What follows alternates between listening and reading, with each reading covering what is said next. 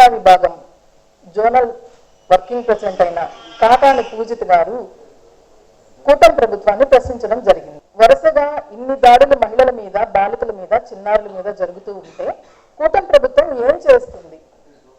ఎందుకు చర్యలు తీసుకోలేకపోతూ ఉంది? ఎందుకు దుర్ఘటనలు ఆపలేకపోతుంది? దోషులను ఎందుకు పట్టుకోలేకపోతుంది అని కాకాని పూజిత గారు కూటమి ప్రభుత్వాన్ని ప్రశ్నిస్తే, ఆ కుటుంబానికి న్యాయం జరగాల్సింది పోయి ఎవరైతే ప్రశ్నిస్తున్నారో ఆ ప్రశ్నించిన గొంతుకే పోలీస్ వాళ్ళు కేసులు పెట్టడం జరుగుతుంది. ఇంత అన్యాయం ఈ రాష్ట్రంలో ఇంకెక్కడైనా ఉందా? మీరు వచ్చి 2 సంవత్సరాలు అయింది, పాలనలోకి వచ్చి దాదాపు 20 నెలలు అయింది. ఈ 20 నెలల్లో ఏమి సంక్షేమం మీరు చేశారు? ఏమి అభివృద్ధి చేశారు? మహిళలకు మీరు ఏమి అవకాశాలు కల్పించారు?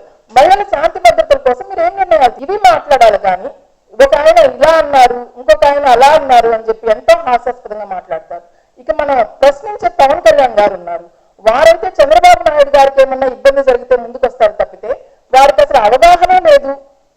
జగన్మోహన్ రెడ్డి గారు ముఖ్యమంత్రిగా ఉన్నప్పుడు ప్రతి కుటుంబంలో ఒక మహిళ, ఎంతమంది మహిళలు ప్రెగ్నెంట్ గా ఉన్నారని చెప్పి లెక్కలు తీస్తుంటే అసలు నీకెందుకు జగన్, ఏ కుటుంబంలో ఎంతమంది ప్రెగ్నెన్సీ ఉంటే నీకెందుకని మాట్లాడారు పవన్ కళ్యాణ్ గారు. ఈ రోజు మా అందరి తరఫున చంద్రబాబు నాయుడు గారికి మేము ఇంకొకసారి కూటమి ప్రభుత్వానికి ఇంకొకసారి చెప్పదలుచుకున్నాము, మహిళలందరికీ భద్రత కల్పించండి. ఈ రోజుకైనా సరే మహిళలందరికీ న్యాయం చేకూరాలి, మహిళలకు భద్రత కల్పించాలి.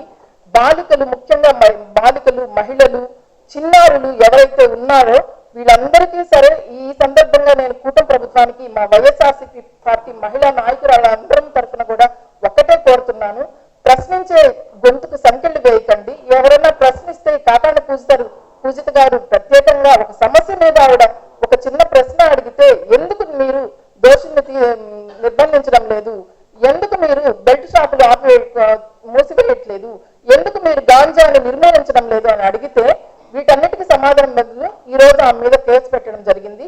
ఇది ఎంతో అన్యాయము, అక్రమము. ఇట్లాంటి విషయాలు పునరావృతం కాకుండా చర్యలు తీసుకోవాలని కూటమి ప్రభుత్వాన్ని మేము అడుగుతున్నాము.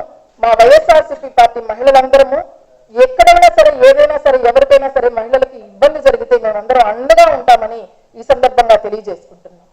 మా పూజిత గారు ఒక బాలికి ఇబ్బంది జరిగితే ఆమె ట్వీట్ చేశారు, అలాగే ప్రెస్ మీట్ పెట్టి మీ ద్వారా ప్రజలకు తెలియజేసి మేము ఆ కుటుంబానికి అండగా ఉంటామని చెప్పారు. అది తప్పంట. వాళ్ళు వెళ్ళొచ్చు, ఆ అధికార పార్టీలో ఉండే వాళ్ళందరూ అక్కడికి వెళ్ళొచ్చు, అక్కడికి వెళ్ళి మాట్లాడొచ్చు, ఏమన్నా చేయొచ్చు. కానీ ప్రతిపక్షంలో ఉండే ఒక మహిళ బాధ్యతగా ఒక